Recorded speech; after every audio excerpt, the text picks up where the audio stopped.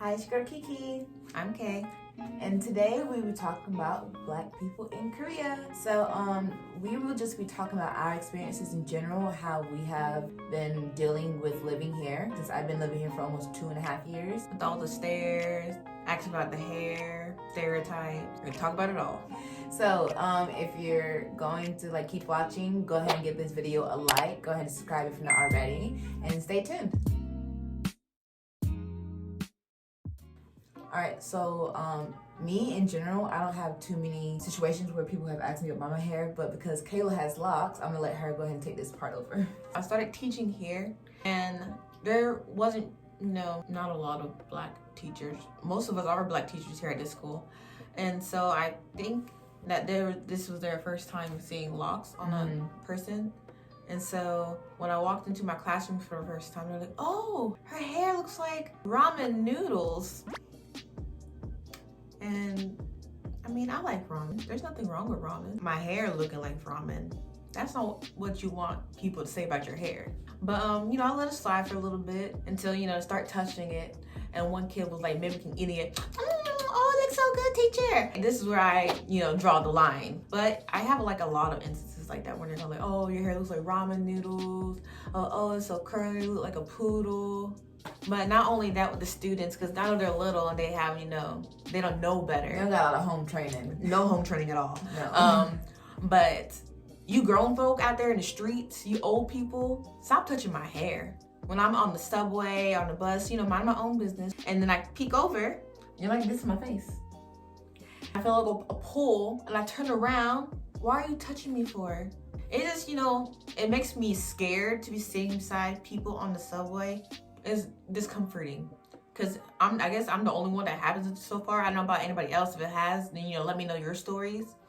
But it's uncomfortable. For me, I change my hair very often. I change my hair every month. I had short hair, it was red, and then I changed my hair to I washed it and it became curly. And go, "Oh, perma, you got a perm." I'm like, no. So this is natural. Yeah, just add some water. Next month, I had braids, and that's when it get intrigued. When you get your hair braided or twisted, you get extensions. You look like a princess. Right. Oh, thank you. So I tried. When you get the extensions, that's when they get more intrigued, because they don't really have that in their culture. It's nothing and that they they love to They touch love it. it. They love to so touch they want it. to touch it, because it's for me.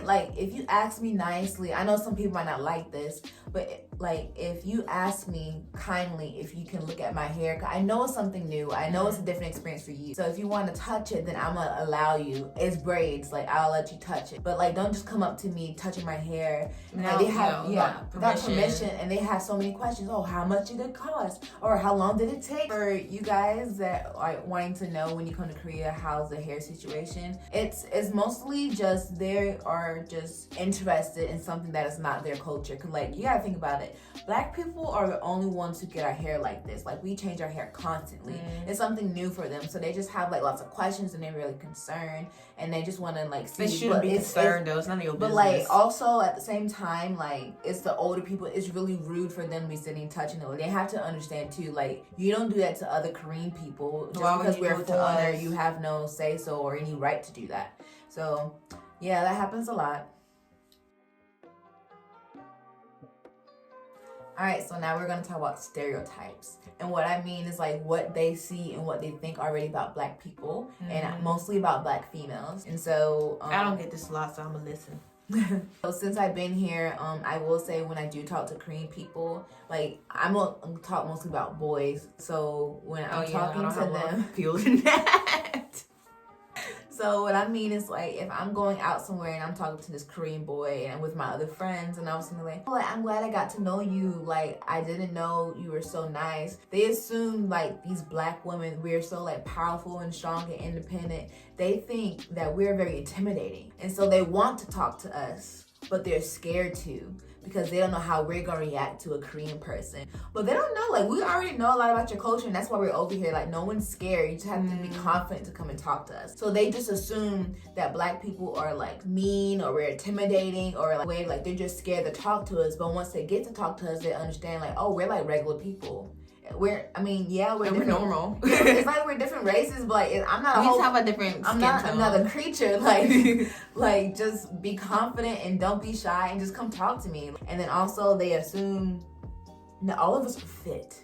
Like, oh, you work out, you must work out, you got a nice body. Boy, I eat fried chicken and collard greens, macaroni and cheese. Like, ain't nothing fit about me. They just assume that our body structure is so different compared to Korean girls or Korean people in general, because they're like skinny and like flat, and we're like, they say, oh, we're glamorous and voluptuous and stuff. I wish someone would tell that to my face. I would love to hear that. I feel like another stereotype is not a stereotype, but I would like to talk about more about how we are treated, Black girls in general are treated in Korea. From my experience, I will talk about club times. Going to the club, I know you guys want to hear this, and especially because it's Corona right now, you can't go to the club, obviously. But like when I did go, and when this Corona situation is over with, when you do go, a lot of the boys, if they have the confidence to come up to you and talk to you, they just assume because like you're a foreigner, not even just that, because you're Black. More me than my like white friends, they assume that I want to go out with them and just have a one night stand. They think Black people are easier and they want to sleep with us all the time. It gets really complicated. All right, so one stereotype that I go through more than one occasion is everybody thinks that I'm from Africa. They don't assume, oh, straight America. They're like, oh, yeah. Africa. So my first day of teaching, I, walk into the classroom, I get introduced to my students, and this one girl, I love her to death. She asked me, she's like, oh, teacher, are you hungry? And it was, it was almost lunchtime, so I was like, I'm a little pecky. And she goes, oh, my mommy told me the people from Africa, they're so hungry. Teacher, do you need food? And I'm like, what UNICEF commercial did this baby watch at home? Oh. I don't know what she had going through her, because the teacher before us, she was from Africa. South Africa. Mm-hmm. But like, she... there's like good parts of Africa. Not all of Africa is hungry. And I was like, no, I'm from America, and not all of Africa is hungry. I had to explain to her all the differences and stuff. She's like, oh, okay. All right, so another big issue that a lot of people want to know is about racism. Thankfully, I would like to say we haven't gone through that. But I will say not just Black people in general being like ostracized, but when Corona did happen, I would say that foreigners were being like sought out. Like we were to blame. Like there was a outbreak in Itaewon, and it wasn't even caused by like a foreigner or like anything like that. It was caused by a Korean, and they always assume that because foreigners are always in Itaewon, it was a foreigner. No, there's as much Koreans there as there are foreigners, and they were like, oh, we don't want foreigners anywhere. Like they're banned, they can't come here, and we were like being looked at differently and things like that. And then the parents were like, oh, did the teachers go to like Itaewon or they're partying, or did they go here and that? I'm like, what about the Koreans? Like we're not the only ones. Yeah, just because we're foreigners doesn't mean we're the cause of everything. Now, like that made me so upset how they had to start doing this thing in school where they had like a sheet where we had to sign a contract saying that we wouldn't go anywhere for like 2 weeks. But the good thing is about our school also the Koreans had to sign that. So there was no bias. Yeah. But anyway, I can't say too much about racism because we haven't experienced it, and I don't think any of my close friends have experienced it. I don't think so. I think the worst case scenario is like if you're going to a club, you get treated differently trying to get to a club, or like it make you pay extra, or you might pay extra.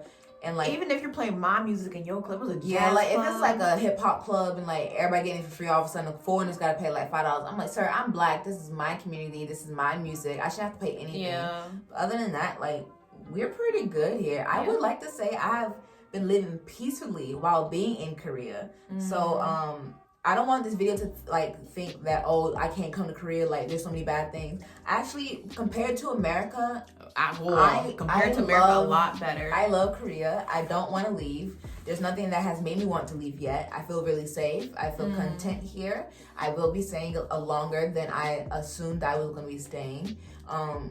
So yeah. So sorry if you're back at home. She ain't coming back. I'm gonna go visit once ever the Corona's done. But like other than that, like if you you have any questions, please leave a comment below. If you want any advice, let me know. If you guys like this video, please give it a like, give it a comment, subscribe if you haven't already at the beginning of the video. But all right, you guys, see you next time. Bye.